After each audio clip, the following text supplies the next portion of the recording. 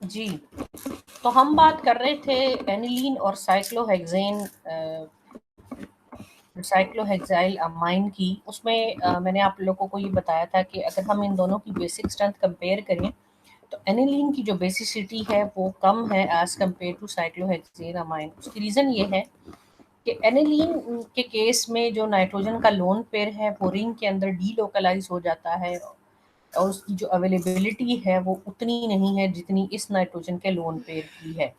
दूसरा ये है कि जो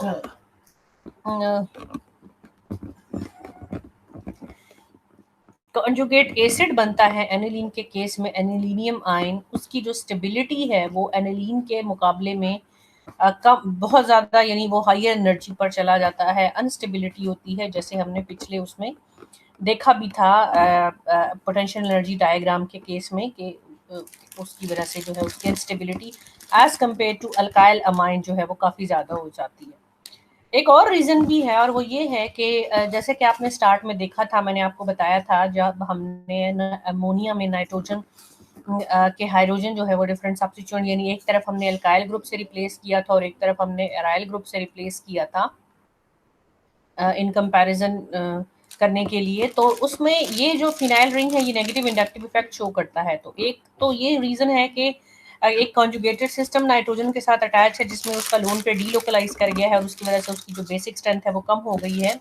दूसरी रीज़न इस की और इसकी जो है वो इंडक्टिव इफेक्ट का डिफरेंस है। ये तो एज एन अल्काइल के तौर पर एक्ट कर रहा है, लेकिन ये एज एन एराइल एक्ट कर रहा है जो कि नेगेटिव इंडक्टिव इफेक्ट शो कर रहा है।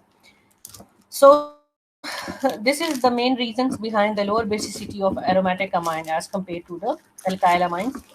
इसी तरह जैसे भी मैंने आपको बात की थी आपसे एनर्जी डायग्राम की कि ये साइक्लोहेक्सेन अमाइन है आपके पास, कि ये उसकी एनर्जी है जब बिफोर एक्सेप्टिंग द प्रोटॉन, और ये जो उसका कॉन्जुगेट एसिड है। तो लेकिन इसकी एनर्जी और इसकी एनर्जी में यानी कि डिफरेंस है, जैसे कि पीछे हमने अल्काइल मतलब सिंपल अल्काइल का देखा था। क्यों? क्योंकि ये रेजोनेंस स्टेबलाइज है और रेजोनेंस स्टेबलाइजेशन की वजह से जो है ये वाला जो अनिलीन जो है इसकी एनर्जी लो है as compare to this one. लेकिन जब कॉन्जुगेट एसिड बनता है दोनों के केस में, तो इसके और इसके जो कॉन्जुगेट एसिड के दरमियान जो एनर्जी का डिफरेंस है वो इतना नहीं है जिस जिस जिसके हालात, और इसके केस में बहुत ज़्यादा एनर्जी का डिफरेंस आ रहा है। तो उसकी जो जो लार्जर एनर्जी का डिफरेंस है तो उसकी वजह से उसकी जो स्टेबिलिटी यानी अनस्टेबल वो ज़्यादा है as compare to this one. तो उसके लिए प्रोटॉन का एक्सेप्ट करके इस फॉर्म में जाना जो है, यानी जो ज़्यादा एनर्जी बैरियर है वो मुश्किल है, तो इसलिए उसकी जो बेसिसिटी है वो कम होती है। तो जैसे जैसे आप उस सिस्टम के साथ जो है वो बेसिसिटी डिक्रीज करती जाएगी, जैसे जैसे आप नाइट्रोजन का जो है वो हाइड्रोजन रिप्लेस करते जाएंगे किसी भी एरोमेटिक सिस्टम के साथ। फॉर एग्जांपल एनिलीन के मुकाबले में अगर आप यहाँ देखें, अब यहाँ दो रिंग्स अटैच हैं तो वो मजीद लेस बेसिक हो जाएगा। क्यों? क्योंकि अब नाइट्रोजन यहाँ पर भी पॉसिबिलिटी है उसकी रिलोकलाइज करने की और इस तरफ भी है, तो उसकी वजह से जो उसकी जो अवेलेबिलिटी है वो और कम हो जाती है एज कम्पेयर टू एनिलीन। तो अगर हम साइक्लोहेक्सेन और अमाइन और एनिलीन और डाइफिनाइल एनिलीन को कंसिडर करें, डाइफिनाइल अमाइन को देखें, तो उस केस में यानी ये सबसे ज़्यादा बेसिक है और ये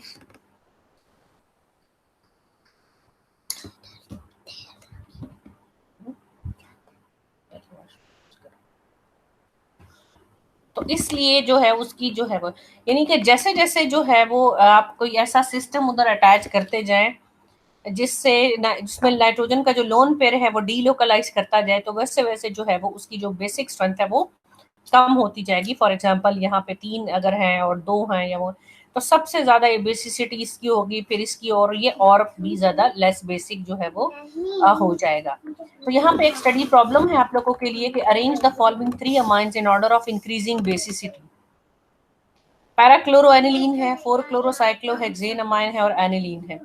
अब ये तो हमने साइक्लोहेक्सेन अमाइन का तो हमें पता है कि इसकी जो बेसिसिटी है वो एनिलीन से कम है, ठीक है। और अब आपने ये जो क्लोरो ग्रुप है इसका आपने देखना है, और इस अब एनिलीन के केस में और एक क्लोरीन आ गया, तो इसको अब आपने इधर से अंडरस्टैंड करना है कि सबसे ज्यादा जो है वो फिर बेसिस स्टिल जो है वो रहेगा 4 क्लोरोसाइक्लोहेक्सेन अमाइन, फिर एनिलीन और फिर क्लोरोनिलीन, और रीजन आपके पास यहाँ पे इस एग्जाम्पल में डिटेल में बताई भी गई है।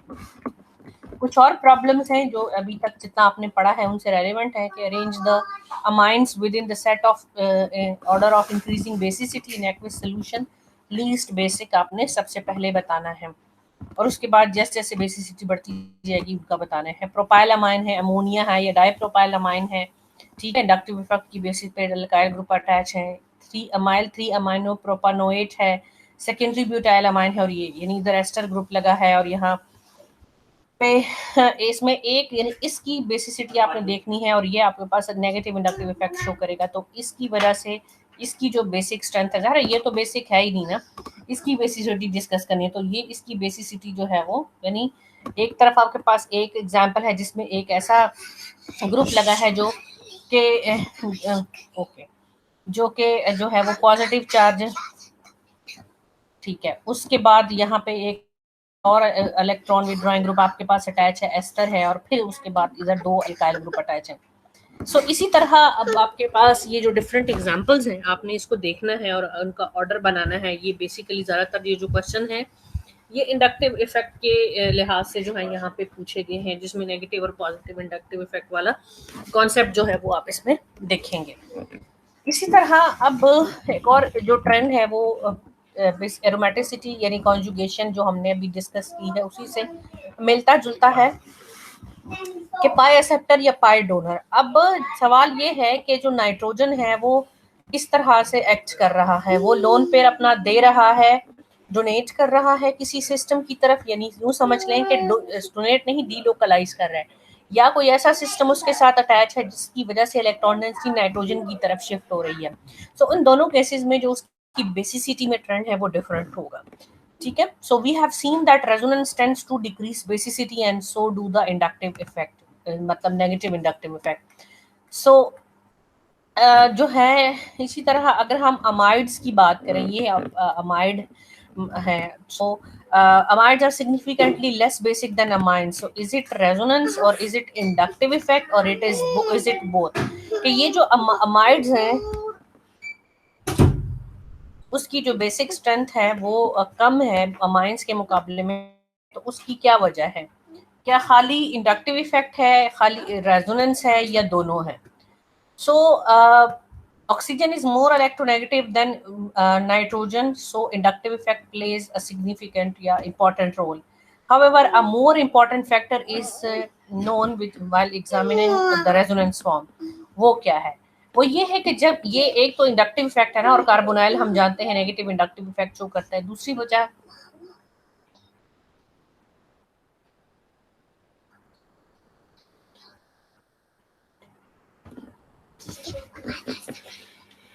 ओके ठीक है,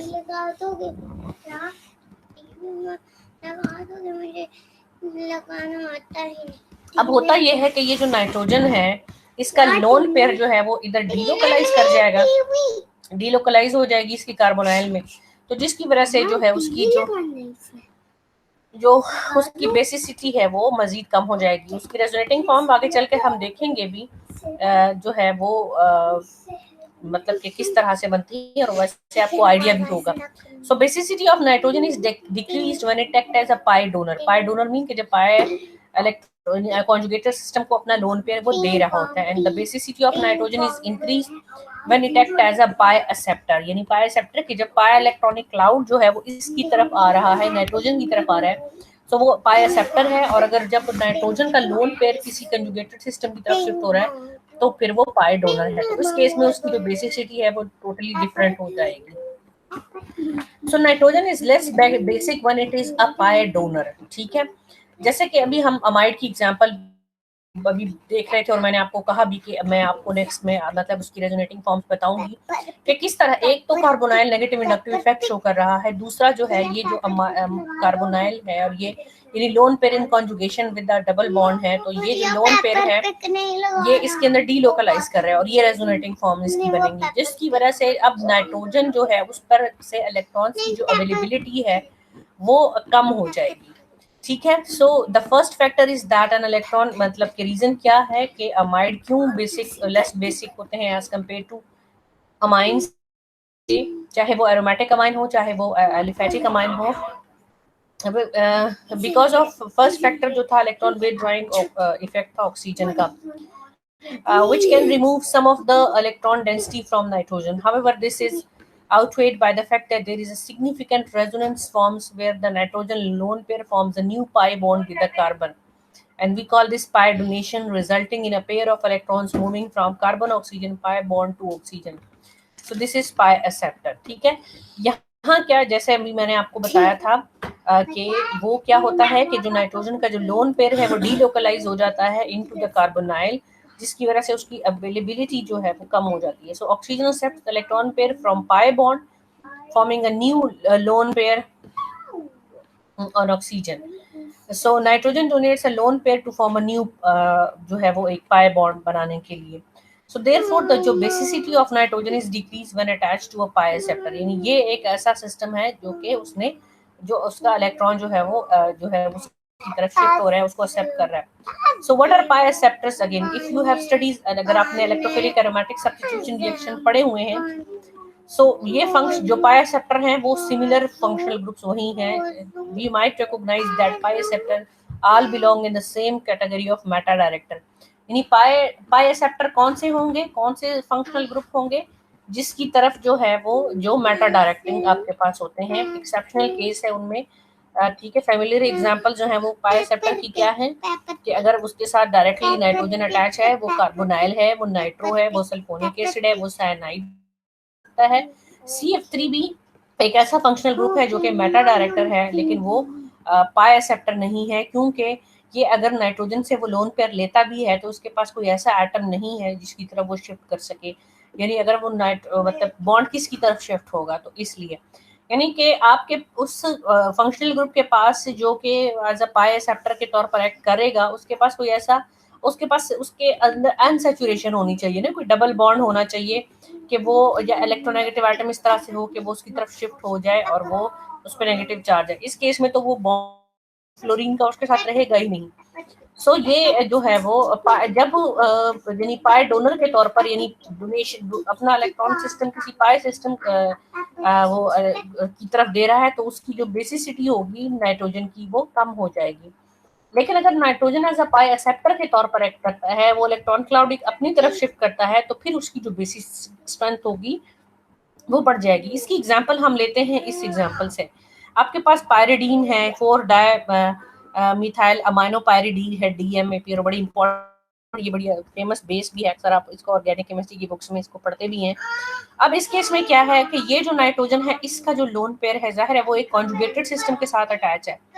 सो ये इस रिंग इस सिस्टम में डीलोकलाइज करता है। तो ये वाला जो नाइट्रोजन है इसका जो लोन पेयर जो है वो पाई डोनर के तौर पर एक्ट कर रहा है, लेकिन ये जो है वो पाई एक्सेप्टर की तरफ एक्ट कर रहा है। तो इसकी वजह से यानी इस नाइट्रोजन ने ये लोन पेयर, यानी ये जो इलेक्ट्रॉनिक डेंसिटी है इसकी तरफ शिफ्ट हुए, इसकी वजह से इस वाले नाइट्रोजन की जो बेसिक स्ट्रेंथ है वो बहुत ज्यादा बढ़ जाएगी as compare to simple pyridine के मुकाबले में। So can the basicity of nitrogen be increased when it is attached to a pi donor? Yes, absolutely true. A great comparison is pyridine and 4-dimethyl aminopyridine. Attachment of the strongly pi donating NME2 group to the 4 position results in 10 raised to the power 4 time increase in basicity of the ring nitrogen. So by considering the resonating form, we can get the answer of this. In the key resonating forms, the nitrogen is in the ring bears the negative charge, जिसकी वजह से यानी जहर ऊपर से negative charge हो तो उसकी बेसिक स्ट्रेंथ और भी ज्यादा बढ़ जाती है। ठीक है। So the ring nitrogen of DMAP is the most basic nitrogen, not the Me2, यानी ये वाला नाइट्रोजन नहीं, क्योंकि वो तो रिंग, वो तो एक उसकी तरफ सिस्टम की तरफ अटैच है और वो तो अपना लोन पेयर इधर डीलोकलाइज कर रहा है। उसकी बेसिक स्ट्रेंथ नहीं, बेसिक स्ट्रेंथ उस वाले नाइट्रोजन की जिसके ऊपर जिसमें जब आप उसके रेजोनेटिंग स्ट्रक्चर्स बनाएंगे उसके ऊपर नेगेटिव चार्ज आ। ठीक है। NME2 is made less basic by being a pi donor, but the pyridine nitrogen is made more basic because it is pi acceptor here. अगर यहाँ पे आपके पास 4 मिथॉक्सी पायरिडीन होता, so is also more basic होता वो pyridine के मुकाबले में, but effect is less pronounced since OCH3 is a weaker pi donor than, यानी अगर आपके पास NME2 की जगह OCH3 हो तो वो भी पाय डोनर के तौर पर एक्ट करेगा, लेकिन चूंकि ऑक्सीजन की इलेक्ट्रोनेगेटिविटी नाइट्रोजन के मुकाबले में ज्यादा होती है तो पायरिडीन से तो उसकी फिर बेसिसिटी ज्यादा ही होगी, लेकिन DMAP से कम होगी। इसी इफेक्ट को डिस्कस करते हुए, अगर ग्वानिडीन्स आपने कभी सुना हो, इनको ग्वानिडीन्स, इस तरह का जो इन कंपाउंड को ग्वानिडीन कहा जाता है, और ये स्ट्रांगली बेसिक होते हैं due to pi donation from 2 NH2 groups. ठीक है, अब क्या होता है कि यानी कि ये जो आपके पास है नाइट्रोजन है, इसका लोन पेयर इधर डीलोकलाइज इधर को शिफ्ट हुआ और ये वाला बॉन्ड इधर को शिफ्ट हुआ, तो ये जो नाइट्रोजन है ये बेसिक यानी से मोस्ट बेसिक नाइट्रोजन इसके केस में होगा। ठीक है, इसी तरह यानी एक पॉसिबिलिटी इसकी है और एक पॉसिबिलिटी इसकी है। इस वाले नाइट्रोजन की जो बेसिक स्ट्रेंथ होगी इन दोनों की पाई डोनेशन की वजह से जो है वो बहुत ज्यादा बढ़ जाएगी। How basicity of nitrogen can be increased by attachment to pi donors is found in guanidines. In guanidines these are 2 pi donating NH2 groups, ये दोनों पाई डोनेशन के तौर पर एक कर हैं, which can donate electron density to the pi accepting, और ये pi acceptor के तौर पर एक्ट करता है। इसी तरह आर्जिनिन जो है is the most basic amino acid due to its guanidine side chain की वजह से, कि ये ग्वानिडीन टाइप साइड चेन होने की वजह से मोस्ट बेसिक अमाइनो एसिड है। ठीक है, और उसकी वजह क्या है कि ये दोनों NH2 जो है वो पाई डोनेशन के तौर पर एक्ट कर रहे हैं, जिसकी वजह से इसकी नाइट्रोजन की जो है वो बेसिक स्ट्रेंथ बहुत ज्यादा बढ़ जाती है और ओवरऑल बेसिसिटी को बढ़ा देता है। और हम लगा दो guanidine is a strong base because its conjugate acid is, और उसकी यानी कि एक तो ये है कि ये दोनों NH2 जो है वो उसके तौर पर एक्ट कर रहे हैं ना, पाई डोनर के तौर पर, यानी उसको पाई डोनेट कर रहे हैं, उसकी तरफ शिफ्ट कर रहे हैं। दूसरा ये कि जब उसका रेजोनेटिंग स्ट्रक्चर यानी जब उसका कॉन्जुगेट एसिड बन जाता है तो उसके 3 इक्विवेलेंट कैनोनिकल फॉर्म डिफरेंट बनती है, यानी यानी उसकी जो कैनोनिकल फॉर्म्स हैं वो इक्विवेलेंट बनती हैं, और उसमें जाहिर है वो पॉजिटिव वो जो चार्ज है वो किस तरह से शिफ्ट हो रहा है, यहाँ पे आप डिफरेंट जो है वो कैनोनिकल फॉर्म्स बनी है। तो इसकी वजह से उसके यानी देखो ना कि एक तो रीजन ये होती है कि कितना इजीली वो नाइट्रोजन पे इलेक्ट्रॉन डेंसिटी अवेलेबल है और कितनी रेडिली अवेलेबल है। दूसरा फैक्टर एक ये भी होता है कि वो जो कॉन्जुगेट एसिड बनता है उसकी स्टेबिलिटी कितनी ज्यादा है। So as I told you, even more base जो है वो guanidines are very strong bases, nearly as strong as sodium hydroxide. On protonation, the positive charge can be delocalized over 3 nitrogen atoms to give a very stable cation. So all the 3 nitrogen lone pairs cooperate to donate electrons, but protonation occur as before on the sp2 nitrogen atoms. ठीक है, कि ये जो है वो मैंने आपको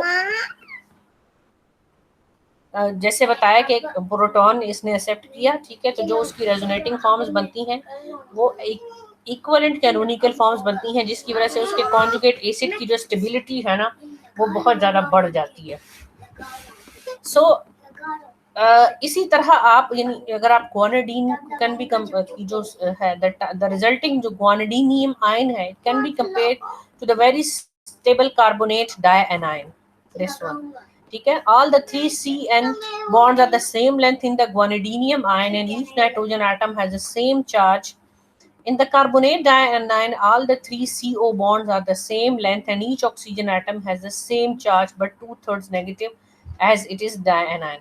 So इसकी जो कंपैरेटिवली जो है ना वो उसकी स्टेबिलिटी को कार्बोनेट आयन के साथ वो डाइकार्बोनेट के साथ कंपेयर किया गया है, ये बताने के लिए कि किस तरह से वो जो इस केस में जैसे वो नेगेटिव चार्ज वो तीनों के मतलब शेयर कर रहे होते हैं और 3 इक्विवेलेंट कैनोनिकल फॉर्म्स बनती हैं, इसी तरह इसमें पॉजिटिव चार्ज जो है वो 3 एटम्स जो है वो इक्वली उसमें कंट्रीब्यूट कर रहे हैं और 3 इक्विवेलेंट।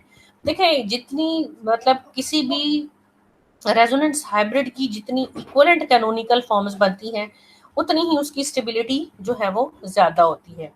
सो कुछ सब्स्टिट्यूटेड ग्वानिडीन्स हैं उसकी जो डिफरेंट पीके वैल्यूज हैं उसके कॉन्जुगेट एसिड्स की, उसमें अगर हाइड्रोजन है आपके पास तो 14.5 है, अगर आपने फिनाइल अटैच कर दिया यानी अगर जैसे जैसे उसमें कोई इलेक्ट्रोनेगेटिव या नेगेटिव इंडक्टिव इफेक्ट वाले ग्रुप ऐड कर दिए तो उनकी जो बेसिक स्ट्रेंथ है वो उसी हिसाब से चेंज होते जाएगी। इसी तरह एमिडीन्स, अब तक हमने ग्वानिडीन्स पढ़ा। एमिडीन्स में क्या है कि उसमें दोनों NH2 की बजाय एक NH2 है, एक तरफ कोई अल्काइल ग्रुप उसके पास अटैच है।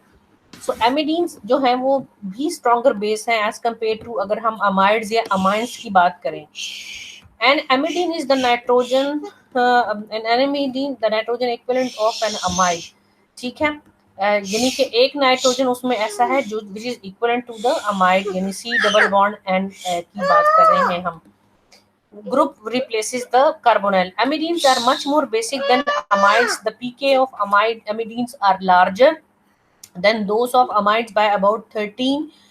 So there is an enormous factor of 10 raised to the power 13 in favor of amidines. In fact, they are amongst the strongest neutral bases.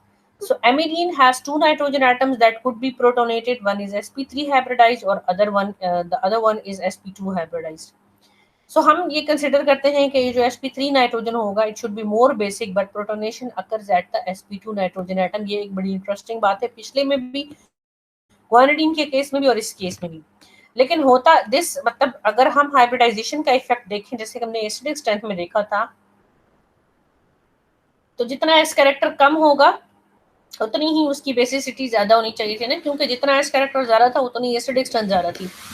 लेकिन ऐसा एक रीजन ये है कि sp3 की बजाय sp2, क्योंकि वो जो रेजोनेटिंग फॉर्म्स और वो जो वो बनता है उसकी वजह से this happen because we have the same situation as with the amide. Only if we protonate on the sp2 nitrogen can the positive charge delocalized over both nitrogen. We are using both lone pairs when we protonate on the sp2 nitrogen atoms. ये आपने protonation कराई sp2 nitrogen पे, ठीक है, तो वो bond इधर को शिफ्ट हुआ और जनाब ये लोन पेयर इधर को डीलोकलाइज हुआ और ये उसके रेजोनेटिंग स्ट्रक्चर्स बने। लेकिन अगर इधर आप NH3 यानी sp3 हाइब्रिडाइज पर आप डीलोकलाइज कराएंगे तो फिर उसकी ये वाली रेजोनेटिंग फॉर्म्स नहीं बनेगी, यानी कि उसके जो कॉन्जुगेट एसिड की स्टेबिलिटी जो है वो अगर sp3 हाइब्रिडाइज्ड वाला नाइट्रोजन प्रोटोनेशन उसका लोन पेयर डोनेट होगा तो वो उस नहीं होगी, जबकि sp2 वाले के केस में होगी। तो यही वजह है कि जो नाइट्रोजन जो sp2 हाइब्रिडाइज नाइट्रोजन है उस चूंकि कॉन्जुगेट एसिड ज्यादा स्टेबलाइज उस केस में बनता है, इसलिए जो प्रोटोनेशन होती है वो उस पर होती है। So the electron density on the sp2 nitrogen atom in an amidine is increased though conjugation with the sp3 nitrogen. The delocalized imidinium cation has identical CN bond length and a positive charge shade equally between the two nitrogen atoms. So it is like a positively charged analog of the carboxylate ion. जैसे carboxylic acid का जो carboxylate ion बनता है उसकी दो equivalent canonical forms बनती हैं, इस तरह इस एमिडीनियम आयन की भी इक्विवेलेंट दो कैनोनिकल फॉर्म्स बनती हैं, जिसकी वजह से उसकी जो स्टेबिलिटी है वो ज्यादा होती है। So imidazolene is a simple cyclic amidine and its pKh value is just what we expect, around 11. Imidazole on the other hand is less basic because जो है वो अगर हम imidazolene और imidazole की बात कर रहे हैं, so imidazole is less basic because both nitrogen are attached to an electron withdrawing sp2 carbon, ठीक है। इस केस में क्या है कि दोनों नाइट्रोजन एक ऐसे कार्बन के साथ अटैच है जो कि इलेक्ट्रॉन withdrawing sp2 हाइब्रिडाइज्ड है। However, imidazole with its two nitrogen atom is more basic than pyridine. अगर हम इसकी पायरिडीन के साथ कंपेयर करें तो इसकी बेसिक स्ट्रेंथ ज्यादा होगी अमीडाजोलिन की सबसे ज्यादा, क्योंकि ये नाइट्रोजन की CH है। वो वही वाली बात है कि वो उसके साथ किसी ऐसे कार्बन के साथ अटैच नहीं है जो कि मतलब sp2 हाइब्रिडाइज है। इस केस में दोनों हैं तो सही सेम यही है, लेकिन इसके मुकाबले में इसकी बेसिक स्ट्रेंथ कम इसलिए है क्योंकि वो दोनों जो है वो इलेक्ट्रॉन विदड्रॉइंग sp2 कार्बन के साथ अटैच है। लेकिन इसमें ज़ाहिर है सिर्फ एक नाइट्रोजन है और इस केस में दो नाइट्रोजन है, so it is less basic than the pyridine because pyridine only has one nitrogen on which to stabilize the positive charge जब वो pyridinium या conjugate acid में convert होता है। So two frequently used amidine bases are DBN and DBU. DBN क्या है 1,5 diaza bicyclo 3,4,0 nonene 5, ये उसका नाम है मतलब IUPAC, और DBU क्या है 1,8 diaza bicyclo 5,4,0 undecane 7. So they are easier to make, more stable and less volatile than simple amidines. सो जैसे कि अभी हमने बात की थी हाइब्रिडाइजेशन पर ना, कि हमने एसिड्स के केस में हमने देखा था कि जितना ज्यादा एस कैरेक्टर होता था उसके साथ, उस एटम के साथ जब हाइड्रोजन अटैच होता था तो उतना ही ज्यादा उसके अंदर एसिडिक स्ट्रेंथ होती थी, और जितना इस कैरेक्टर कम होता था उतना ही उसकी एसिडिटी कम होती थी। अब बेसिसिटी के केस में वो उलट हो जाएगा, जितना ज्यादा एस कैरेक्टर होगा उतनी ही बेसिसिटी कम होगी, और जितना ज्यादा एस कैरेक्टर कम होगा उतनी ही बेसिक स्ट्रेंथ ज्यादा होगी।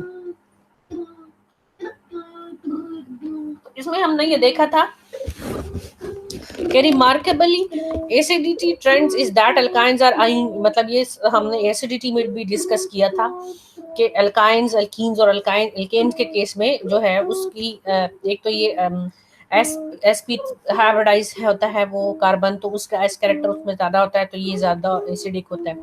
दूसरा क्या होता है कि जब कॉन्जुगेट बेस बनता है तो ये जो नेगेटिव चार्ज है ये एक ऐसे ऑर्बिटल के अंदर मौजूद होता है जिसके अंदर एस कैरेक्टर ज्यादा होता है, तो उसकी वजह से उसकी स्टेबिलिटी जो है ज्यादा होती है। यानी इथाइन, इथीन और इथेन के केस में जो हाइब्रिडाइजेशन है वो हमने पढ़ी थी और हम डिस्कस कर चुके हैं।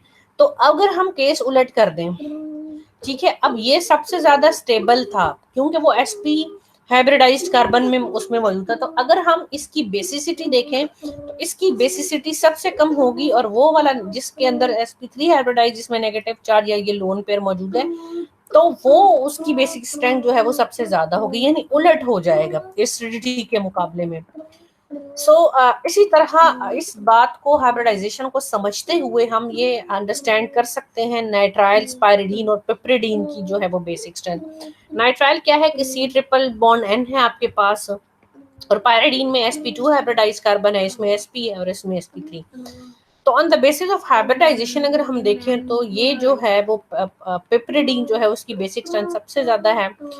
सिर्फ ये वजह तो खैर नहीं है इस केस में sp2 हाइब्रिडाइजेशन की, उसकी बेसिक स्ट्रेंथ इससे इतनी कम है, और आप ये जानते हैं कि उसमें कुछ रेजोनेंस और ये इस तरह का भी आ जाता है। तो इस केस में उसकी जो, अगर हम सिर्फ इस वक्त on the basis of hybridization बात करें तो चूंकि नाइट्राइल जो है C ट्रिपल बॉन्ड उसमें sp हाइब्रिडाइजेशन है, इसमें sp3, इसमें sp2, उस तरह से जो है उसकी बेसिक स्ट्रेंथ में वेरिएशन है। So lone pair in sp hybridized nitriles to be the most stable और इसलिए least basic, and therefore expect the lone pair, we expect the lone pair in sp3 hybridized amines to be the least stable and hence the most basic. So और ये जो है ये confirm किससे होता है, by the pKh value as well. So the pKh बेंजोनाइट्राइल जो है वो -10 है, ठीक है, जिससे इस बात का पता चलता है कि वो कितना ज्यादा उसका कॉन्जुगेट एसिड की एसिडिक स्ट्रेंथ कितनी ज्यादा है। So which it indicates that the nitriles are very weak bases. We can likewise explain the lower basicity of pyridine versus piperidine by the orbital hybridization as well. So not resonance, by the way, the known pair in pyridine is in the plane of the ring and thus not in conjugation with the p orbital. ये जो pyridine जो होता है इसका जो loan nitrogen का जो lone pair है वो रिंग के साथ डीलोकलाइजेशन में इन्वॉल्व जो है वो नहीं होता। और क्यों नहीं होता, ये जब आप उसमें एरोमेटिसिटी या पढ़ेंगे या वो अपने बेसिसिटी में इसको ऑलरेडी डिटेल में भी इसको डिस्कस किया होगा। Aromatic amines are generally less basic than aliphatic amine, and this is true when the nitrogen atom is in the part of the aromatic system. ठीक है, as in a pyridine hybridization effect, and when the nitrogen atom is bonded to the aromatic ring as in alanine, a resonance effect. यानी ये जो है इसका effect resonance नहीं है क्योंकि ये लोन पेयर इसका डीलोकलाइजेशन में पार्टिसिपेट नहीं करता, नाइट इस पायरिडीन का, ये याद रखिएगा।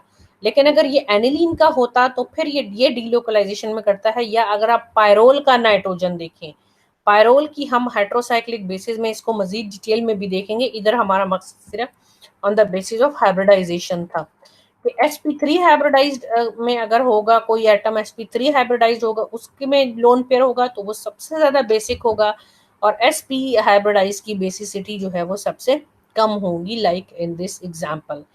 So if the lone pair itself is in an sp2 or sp orbital, it is more tightly closer to the nucleus and therefore much harder to protonate. Why the lone pair of the nitrile group is not at all basic and need a strong acid to protonate it. So why pyridine? What's a stronger base, pyridine or piperidine? इसको हम already जो है वो पिछली slide में discuss कर चुके हैं। एक और बड़ी इंपॉर्टेंट चीज है यहाँ पे, वो है एरोमेटिसिटी। ठीक है, कि एरोमेटिसिटी का क्या रोल है, अभी मैंने आपसे डिस्कस भी किया था कि हम अभी जरा हेट्रोसाइक्लिक में देखेंगे कि देखो ये पायरिडीन है और ये पायरोल है, बाहर दोनों के अंदर आपके पास एक कंजुगेटेड सिस्टम आपको नजर आ रहा है और उसमें है, लेकिन जो पायरिडीन है उसकी जो बेसिक स्ट्रेंथ है वो पायरोल के मुकाबले में ज्यादा होती है। उसकी वजह ये है कि ये जो नाइट्रोजन का लोन पेयर होता है, आपने हक्कल रूल पढ़ा होगा और आपसे डिस्कस भी हुआ था कि कुछ खसूसियात होती हैं किसी भी कंपाउंड के लिए एरोमेटिक होने के लिए। अब हक्कल रूल को फुलफिल करने के लिए ये जो नाइट्रोजन का लोन पेयर है पायरोल के केस में, ये उसके अंदर डीलोकलाइजेशन में पार्टिसिपेट करता है और इसको हम काउंट भी करते हैं उसमें। ठीक है, तो उसका लोन पेयर एरोमेटिसिटी में इन्वॉल्व है, डीलोकलाइजेशन में इन्वॉल्व है। अगर ये नाइट्रोजन लोन पेयर डोनेट कर देगा तो ये पायरोल जो है वो एरोमेटिक नहीं रहेगा और वो बहुत ज्यादा अनस्टेबल हो जाएगा। जबकि पायरिडीन का नाइट्रोजन तो ना लोन पेयर में डीलोकलाइज कर रहा है ना एरोमेटिसिटी में इन्वॉल्व है, इसलिए उसकी एसिडिक स्ट्रेंथ इस बेसिक स्ट्रेंथ जो है सॉरी इसके मुकाबले में ज्यादा होती है। Nitrogen in pyrrole is unusually non-basic. In fact, even when subjected to acid, pyrrole reacts at carbon 2. यानी आप ये इससे इसकी बेसिसिटी का अंदाजा लगा लें कि अगर हम इसमें कोई एसिड भी डाल दें इलेक्ट्रो तो बजाय कि वो नाइट्रोजन पे आके रिएक्ट करे वो इस पोजीशन पर करता है। इससे आप अंदाजा लगा लें कि इसकी जो बेसिक स्ट्रेंथ है वो कितनी ज्यादा कम है। So pyridine is far more basic than pyrrole.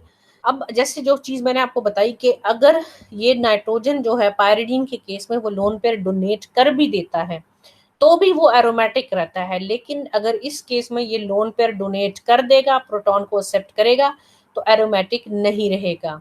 अब एक पे एक बेस की फॉर्म में जब वो था तो वो एरोमेटिक था और जब वो कॉन्जुगेट एसिड में कन्वर्ट हुआ तो वो नॉन एरोमेटिक हो गया।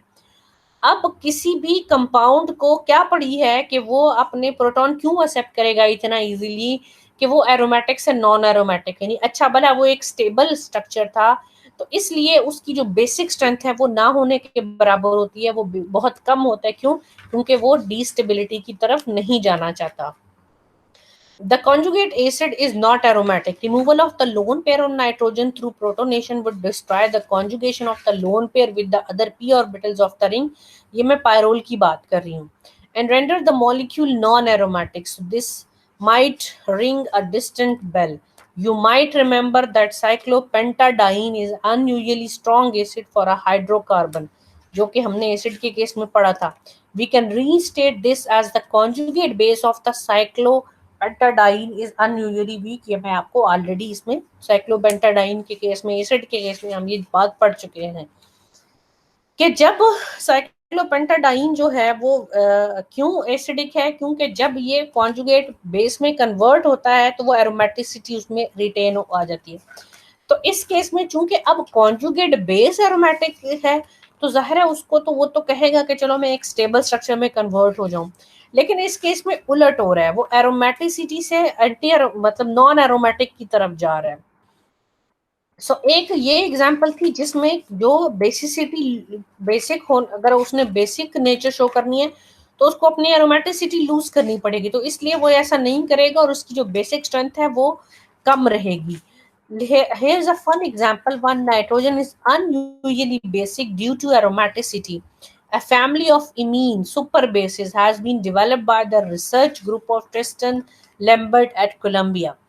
कि यहाँ पे इसकी पीकेएच है 27, ठीक है, और ये बहुत बेसिक है। क्यों? क्योंकि यहाँ पे ये नॉन एरोमेटिक है, लेकिन जब ये एज अ बेस के तौर पर एक्ट करेगा साइक्लोप्रोपीनियम कैटायन तो ये जो है वो बेस एरोमेटिक हो जाएगा, तो इसलिए वो ये रिएक्शन जो है वो फॉरवर्ड डायरेक्शन में फॉरन मूव करेगा, यानी बेस के तौर पर एक्ट करेगा। तो इस वजह से उस यानी कि पीछे एक एग्जांपल है कि उसमें एरोमेटिसिटी खत्म हो रही थी और ये एक ऐसी एग्जांपल जो डिस्कवर की इन साइंटिस्ट ने कि जिसमें एरोमेटिसिटी आ रही है कॉन्जुगेट एसिड में, तो इसलिए उसकी जो बेसिक स्ट्रेंथ है वो बहुत ज्यादा है। So can you apply the same concept in the question below? Which would be the most basic nitrogen in each molecule? Imidazole है, इंडोल है और पायराजोल है। इस केस में आपके ख्याल में क्या होगा? थोड़ी सी आपके पास हिंट मौजूद है कि there are 2 nitrogen atoms in imidazole के केस में 2 नाइट्रोजन हैं with an unshared pair of electrons One unshared pair lies in a 2p orbital and is integral part of the 4n plus 2 pi electrons of the aromatic system. ये तो एक लाजमी हिस्सा है ना 4n+2 हक्कल रूल को fulfil करने में, ये तो पार्टिसिपेट कर रहा है जिस तरह पायरोल के केस है। लेकिन इस नाइट्रोजन के लोन पेयर की कोई पार्टिसिपेशन नहीं है उसके एरोमेटिसिटी वगैरह में, ठीक है। The other unshared pair lies in an sp2 hybridized orbital and is not a part of the aromatic system. This pair of electron function as the proton acceptor. इसकी बात कर रहा है, इसको अब आपने इस पे इम्प्लाई करना है कि इसका भी जाहिर है लोन पेयर के अंदर वो मौजूद है, वो मतलब एरोमेटिसिटी का हिस्सा है। इसमें भी एक नाइट्रोजन एरोमेटिसिटी का हिस्सा है। तो बेसिसिटी जो है वो किस तरह से उसकी होगी, ये आपने इसमें जरा सोचना है। अगर हम उसको समराइज करें, so effect that decrease the electron density on nitrogen, the lone pair on nitrogen will be less available for protonation and the amine will be less basic if the nitrogen atom is attached to an electron withdrawing group. The lone pair is in sp or sp2 hybridized orbital. Lone pair is in conjugation with an electron withdrawing group, or the lone pair is involved in maintaining the aromaticity of the molecule. ये वो basic बुनियादी factors हैं जो basic strength को decrease करते हैं, जिनको हमने वन बाय वन डिस्कस किया है। So the key lesson for today is this: since the stronger the acid, the weaker the conjugate base, and the weaker the acid, the stronger will be the conjugate base. So every factor that affects acidity is likewise a factor that affect basicity. So if you understand the factors that stabilize a negative charge and therefore make an atom less basic by definition, you also understand the factors that destabilize negative charge and therefore make an atom more basic. तो ये अब जितने भी factors थे यूं समझ लें कि ये उनकी एक समरी थी। अब इस समरी को माइंड में रखते हुए एक पजल है आपके पास, एक डायसब्स्टिट्यूटेड एरोमेटिक अमाइन का। We have seen up till now, we have seen several key factors that influence the basicity of amines: charge, resonance, inductive effect, pi donor, pi acceptor, hybridization, and even the contribution of the nitrogen lone pair towards aromaticity. ये सारी चीजें हमने अब तक discuss की। So in isolation, each of these factors is fairly straightforward to understand. Individually अगर आप इसको देखें तो इनको समझना बड़ा आसान था, but how do we deal with a situation where multiple variables come into play? ये सारे फैक्टर इनमें से मोस्टली अगर इकट्ठे ऑपरेट हो रहे हैं तो फिर हमने किस तरह से ये डिसीजन करना है और कैसे हमें आइडिया होता है। So here is an example जो कि एक मोस्ट कॉमन क्वेश्चन भी है एग्जाम्स का, that test your ability to think through these factors. So सवाल क्या है, why is meta nitroaniline more basic than p nitroaniline even though the nitro group is closer to the amine? कि Meta नाइट्रोएनिलीन ज्यादा basic है P नाइट्रोएनिलीन के, हालांकि Meta nitro के case में नाइट्रोएनिलीन के ज्यादा करीब है एज कंपेयर टू पी के, फिर भी बेसिसिटी एम की मेटा की क्यों ज्यादा है? सो इसका जवाब होगा इनके रेजोनेटिंग फॉर्म्स में। Drawing out the resonance form of the nitroanilines help us to understand this amines basicity trends. So the paranitroaniline मतलब जैसे कि अभी हमने देखा कि उसमें look at the three amines below, ortho, meta and para. So जो है वो मेटा आइसोमर की जो pKh है वो 2.46 है, फॉलोड बाय द पैरा 1 है और ऑर्थो की -2 0.26 है। ये आपके पास पी मेटा और ओ नाइट्रो एनिलीन के स्ट्रक्चर्स यहाँ पे है। सो सिर्फ इंडक्टिव इफेक्ट, अगर इंडक्टिव इफेक्ट की बेसिस पे देखें फिर तो सबसे ज्यादा बेसिक इसे होना चाहिए, फिर इसे, और सबसे कम बेसिक इसे है। सो अकेला अगर इन दोनों की बेसिक स्ट्रेंथ देखें और इनके नाइट्रो की इंडक्टिव इफेक्ट देखें और डिस्टेंस देखें तो इंडक्टिव इफेक्ट तो कुछ और कहेगा। तो इसका मतलब कि यहाँ अकेला इंडक्टिव इफेक्ट नहीं है, कोई और फैक्टर भी हैं जो कि इसकी बेसिसिटी को एक्सप्लेन जो है वो करेंगे। If inductive effects were solely the responsible, we would expect the basicity of the NH2 to increase with the increasing distance to electron withdrawing nitro group.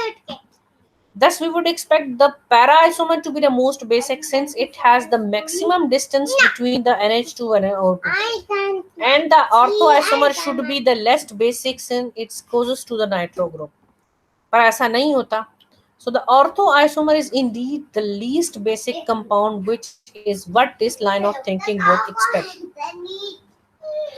Drawing out the resonating form of the nitroalanines help us to understand this amine's basicity trend. और नाइट्रोएनिलीन actually होता ये है कि जब ये nitro जो है वो आपने रेजोनेटिंग स्ट्रक्चर ऑफ कि जब मेटा में होता है सब्स्टिट्यूएंट्स का रिलेशनशिप तो वो डायरेक्टली एक दूसरे को रेजोनेंस के इफेक्ट के थ्रू जो है वो हिट नहीं कर रहे होते. अब होता ये है कि ये जो अमाइन एनिलीन है यानी कि इस ये जो नाइट्रोजन का लोन पेयर है ये आप ये जानते हैं कि रिंग के अंदर डीलोकलाइज होता है, लेकिन जो है वो अगर पैरा पर नाइट्रो ग्रुप होगा तो NH2 का जो लोन पेयर है वो रिंग के अंदर डीलोकलाइज होगा तो वो नाइट्रो के अंदर भी डीलोकलाइज होगा जैसे कि ये वो यहाँ हुआ है. लेकिन अगर वो 3 नाइट्रो एनिलीन है तो नाइट्रोजन का लोन पेयर इस पोजीशन पर आएगा ही नहीं और वो इधर डीलोकलाइज ही नहीं होगा. एक बात. दूसरी बात ये है कि अगर नाइट्रो इलेक्ट्रॉन डेंसिटी रिंग से अपनी तरफ विड्रॉ कर रही है तो इस वाले कार्बन पे पॉजिटिव चार्ज आएगा, वो इसको डेफिशिएंट करेगा. लेकिन यानी कि इसका इसके ऊपर भी इफेक्ट नहीं है और इसका इस पे नहीं है, लेकिन इस केस में दोनों का एक दूसरे के ऊपर इफेक्ट है वाया रेजोनेंस. ठीक है. The extra base weakening effect when the substituent is in the ortho position is due to the short distance over which inductive effect is operating. Also, एक तो इंडक्टिव इफेक्ट रीजन है, दूसरा hydrogen bonding हो जाती है और ये resonance वाले इफेक्ट है, तो इस तरह से उसकी बेसिसिटी बहुत ज्यादा कम है. सो अगर हम ये देखें कि electron releasing groups such as alkyl group increase the basicity of aromatic amines, whereas electron withdrawing groups such as halogens, nitro, carbonyl decrease the basicity of aromatic amines by combination of resonance and inductive effect. So substituted anilines are more or less basic than aniline depending upon the nature of the substituent. Electron donor groups add electron density to the benzene ring and making the arylamines more basic than alanine. ठीक है. So और उसकी एक वजह ये भी है कि electron release tends to disperse the positive charge. Electron releasing group क्या करते हैं कि जब एनिलीनियम आयन बनता है यानी जो कॉन्जुगेट एसिड बनता है सो वो डिस्पर्स करते हैं उनके पॉजिटिव चार्ज को and thus stabilize the ion relative to the amine. So electron withdrawal tends to अगर कोई इलेक्ट्रॉन withdrawing ग्रुप अटैच होगा जब कॉन्जुगेट एसिड बनेगा यानी इसके ऊपर पॉजिटिव चार्ज होगा तो वो उस पॉजिटिव चार्ज को मजीद इंटेंसिफाई करेगा और उसको डिस्टेबलाइज करेगा. ठीक है. So electron withdrawing group remove electron density from the benzene ring, making the aryl amines less basic than aniline. ठीक है. So whether a substituent donate or withdrawing electron density depend upon the balance of its inductive and resonance effect. So यहाँ पे methoxy है, nitro है, अगरचे इसका negative inductive effect है लेकिन मीजोमेरिक इफेक्ट उसका पॉजिटिव है और ये डेंसिटी इसकी तरफ शिफ्ट करेगा वाया मीजोमेरिक इफेक्ट, तो इसकी बेसिसिटी ज्यादा होगी. लेकिन नाइट्रो का इंडक्टिव इफेक्ट भी नेगेटिव है और मीजोमेरिक इफेक्ट भी नेगेटिव है, तो ये ओवरऑल इसकी जो बेसिक स्ट्रेंथ है उसको बहुत ज्यादा कम कर देगा. जब मेथॉक्सी के केस में जो कॉन्जुगेट एसिड बनेगा ये वाया पॉजिटिव मीजोमेरिक इफेक्ट उसके एनिलीनियम आयन को स्टेबलाइज करेगा, इस पॉजिटिव चार्ज को डिस्पर्स करेगा, लेकिन ये इसके पॉजिटिव चार्ज को नाइट्रो ग्रुप मजीद इंटेंसिफाई करेगा, उसको डिस्टेबलाइज करेगा. ठीक है. तो ये यहाँ पे इसलिए इसकी वजह से एनिलीन के मुकाबले में भी इसकी बेसिक स्ट्रेंथ बढ़ रही है लेकिन इसकी कम हो रही है. सो इसकी वजह ये है कि जब ये एनिलीन का जब लोन पे रिंग के अंदर डीलोकलाइज करता है तो वो नाइट्रो ग्रुप के अंदर भी डीलोकलाइज कर जाता है, जो यानी कि जिसकी वजह से उसके मजीद जो है वो स्टेबिलिटी जो है वो बढ़ेगी और उसकी जो डोनेशन की जो एबिलिटी है वो कम हो जाएगी. यानी अगर आपके पास एनिलीनियम आयन है, मेथॉक्सी एज अ सब्स्टिट्यूएंट और नाइट्रो है, तो वो जो नाइट्रो वाला होगा वो सबसे हायर एनर्जी पर होगा, यानी वो सबसे ज्यादा अनस्टेबल होगा। लेकिन अगर इलेक्ट्रॉन डोनेटिंग ग्रुप होगा तो वो जो कॉन्जुगेट एसिड होगा वो इतना उसको स्टेबलाइज करेगा कॉन्जुगेट एसिड को वो सबसे लोअर एनर्जी पर होगा आपके पास। So electron donating group can increase basicity, जैसे 4-methoxypyridine है, 4-dimethyl अमाइनोपेरिडीन की एग्जांपल हमने पढ़ी, तो उनकी उसकी वजह से उसकी जो बेसिसिटी है वो बढ़ती है। जैसे फॉर एग्जांपल आपके पास मिथाइल अगर ग्रुप अटैच है जो कि हाइपर कॉन्जुगेशन भी शो करता है, इलेक्ट्रॉन डोनेटिंग इफेक्ट भी है उसका, तो इसलिए उसकी भी जो है वो बेसिक स्ट्रेंथ जो है वो सबसे मतलब ज्यादा होगी। इसमें पैरा की सबसे ज्यादा है, फिर मेटा है, फिर एनिलीन है, और फिर जो है वो आपके पास ऑर्थो एनिलीन आ जाता है। तो presence of electron repelling group has base strengthening effect especially at the para position due to pi electron delocalization of the CH hyperconjugation. Meta position has weak base strengthening effect due to the inductive effect. Ortho position is base weakening due to the steric hindrance.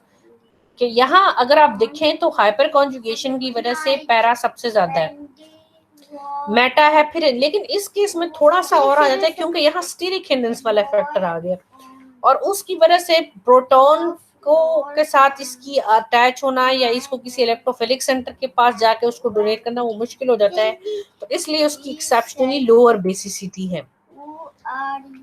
ठीक है, तो आपके पास the major factor of basic strength in alkyl substituted aniline is the mesomeric stabilisation of the aniline molecule by electron donating inductive effect and mesomeric effect. And substituents such as hydroxyl या methoxy that have the unshared electron pairs and electron donating base strengthening mesomeric effect can be exerted from the ortho और para position. यानी hydroxyl group है, इसका mesomeric effect तो positive है, inductive effect negative है। सो ortho वाले की सबसे ज्यादा है आपके पास, फिर पैरा की, क्योंकि मीजोमेरिक इफेक्ट डोमिनेंट इफेक्ट था। लेकिन मेटा के केस में मीजोमेरिक इफेक्ट नहीं ऑपरेट हो रहा, सिर्फ रेजोन वो इंडक्टिव इफेक्ट हो रहा है, तो इसलिए उसकी बेसिक स्ट्रेंथ कम होगी। से is for this one the Meta compound is weaker base than alanine itself due to electron withdrawing inductive effect exerted by the oxygen atom in each case. So the effect of ortho substituent remains somewhat anomalous due to direct interaction with the NH2 group both by the steric and the polar effect. ठीक है, तो इसलिए इस case में उसका size और बढ़ गया, और OCH3 का तो वो स्टेरिक हिंड्रेंस वाला फैक्टर भी आ गया, तो उसकी बेसिसिटी कम हो गई। So multiple substitution by strongly electron withdrawing groups जो है वो डिक्रीज करते हैं बेसिसिटी को मजीद, जैसे जैसे ग्रुप्स बढ़ते जा रहे हैं, 2 नाइट्रो हो गए हैं तो बेसिसिटी मजीद जो है वो कम हो गई है। तो ये एक आपके लिए सैंपल प्रॉब्लम है। Rank the following compound in order of basicity, इसको आप अंडरस्टैंड करेंगे तो ये सॉल्व है, तो आपको इस सारे कॉन्सेप्ट की मजीद अच्छी तरीके से समझ आएगी। एक एग्जांपल आपके पास ये है, 2 बेसिस हैं डिफरेंट, इनका ये साइज ऑफ द एटम के हवाले से पीछे आपने करा है, तो इसको भी आप कीजिएगा, पढ़ें इन प्रॉब्लम्स को। अब तक जितना भी आपने पढ़ा है तो उससे आपको ये समझने में, ये प्रॉब्लम्स करने के बाद मजीद समझ आ जाएगी अच्छी। So basicity of di substituted aromatic amines में हमने ये देखा कि a variety of factor contributes to the basicity of amines, but in conjugated pi systems such as aromatic rings 2 factor dominate.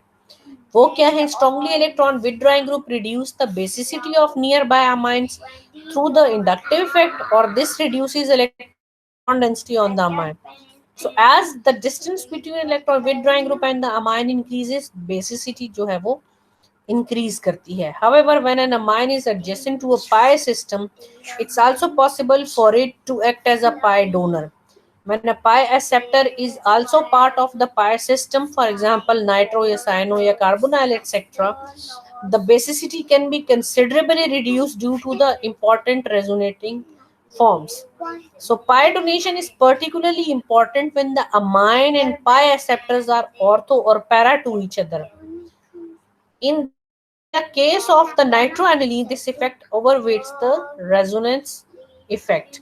So pi donation is also why the NH2 of amide is considerably less basic than the NH2 of amines, जो कि अब तक सारी चीजें हमने पढ़ी। यहाँ तक का था, इसको अच्छे तरीके से पढ़ें, 2-3 दफा पढ़ें, इसको अंडरस्टैंड करें, आपको इंशाल्लाह समझ आ जाएगी। नेक्स्ट इंशाल्लाह हम हेट्रोसाइक्लिक एरोमेटिक अमाइंस के बारे में पढ़ेंगे, और उसके साथ हम कुछ डिफरेंट और जो ऑर्गेनिक बेसिस है करेंगे। नेक्स्ट लेक्चर में इंशाल्लाह जो है वो बेसिसिटी जो है वो हमारी मुकम्मल हो जाएगी। कुछ उसमें ऑर्थो इफेक्ट है, कुछ एग्जांपल्स हम डिस्कस करेंगे, और फिर इंशाल्लाह ये जो चैप्टर है ये हमारा एसिड बेस वाला मुकम्मल हो जाएगा। So this is all about basic strength. अल्लाह हाफिज।